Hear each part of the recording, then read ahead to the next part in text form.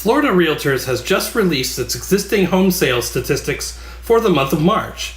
And let me start off by saying that you might find a couple of these numbers I'm about to share with you a little surprising, given the situation our economy and our country is in with the ongoing coronavirus pandemic. If you're like most people, when the stats come out each month, you gravitate immediately to the two headline metrics, closed sales and median sale price. Well, if you do that this month, what you'll find is that both of these stats were up soundly on a year-over-year basis. Closed sales of existing single-family homes were up 6.4% versus last March, and the median sale price in this category rose to $275,000, a year-over-year increase of 7.4%. Over in the condo and townhouse category, growth in closed sales was a little less than we saw with single-family homes, but still solid at 4.7%. The median sale price for condos and townhouses, however, saw its biggest year-over-year monthly increase since February 2017, rising by almost 11% up to $210,000. So what gives? Why such strong numbers during a month when the economy was clearly moving in the other direction? Well, most importantly, a large share of home sales that closed in March actually went under contract in January and February, particularly those sales that required financing.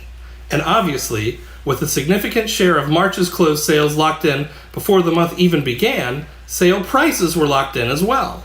In general, this aspect of closed sales and median sale prices make them lagging indicators for the market, especially in times of turmoil like we're experiencing today.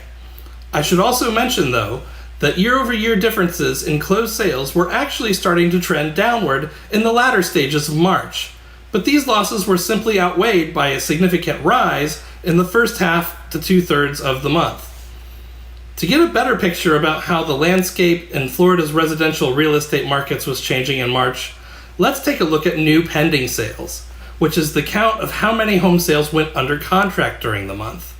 This is where some of you might see numbers more like what you may have been expecting. On the single-family home side, we had a year-over-year drop in new pending sales of about 23%, while over on the condo and townhouse side, we saw a decline of 35% compared to last year. New pending sales were really the first metric to turn in a negative direction after the stock market began to fall in late February, as buyers increasingly became wary of making a commitment as large as a home purchase in the face of such sudden economic uncertainty. This trend only accelerated through the end of the month, when the local closures and stay-at-home orders started to be issued. On the supply side, new listings fell as well, but not by as much as new pending sales.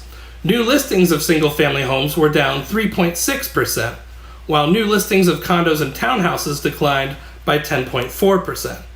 Some sellers were probably anxious to get their homes on the market early on, as new listings were not really down very much until the second half of the month, when social distancing concerns became more prevalent. By the end of the month, new listings were actually falling at close to the same rate as new pending sales, but because this trend came so late in the month, it really isn't reflected in the overall numbers.